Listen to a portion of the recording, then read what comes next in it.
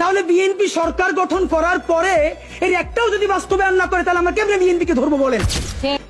এই 19টা ঐক্যমত্যের মধ্যে বিএনপি বলেছে তার মধ্যে 10টাই তারা নোট অফ ডিসেন্ট দিয়েছে।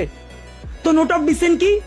নোট অফ ডিসেন্ট হলো আপাত দৃষ্টিতে আমি এটা মাইনে নিলাম, কিন্তু আমি আসলে এইটার সাথে একমত না।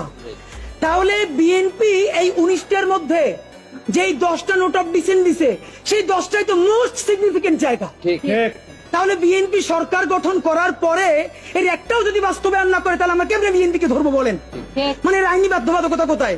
বিএনপি তো তখন বলবে কেন ভাই আমি তো বলেই দিয়েছি স্বাক্ষর করার সময় যেখানে আমার দ্বিমত আছে, এখন আমি এটা পারতেছি না বাস্তবতায়।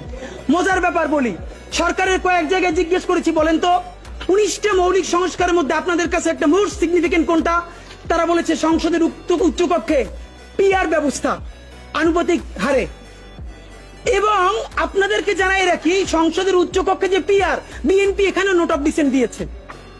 যে সংসদের উচ্চকক্ষে বিএনপি যে নোট অফ ডিসেন্ট দিয়েছে এটাও যদি সে বাস্তবায়ন না করে তাহলে আমরা মানে আপনি ভাবেন আমরা কি কারণে, ঠিক কোন কারণে আমরা এখন এই কথাগুলোকে বিশ্বাস করবো? রাজনৈতিক দলগুলোকে তারা ইন্টারিম থাকা অবস্থায় আমাদের চোখের সামনে 47কে নাই করে দিল, পিলখানাকে নাই করে দিল, শাপলাকে নাই করে দিল, নিরাপদ সড়ক আন্দোলনকে নাই করে দিল, বিচারিক হত্যাকাণ্ডের কথা তারা বললো না।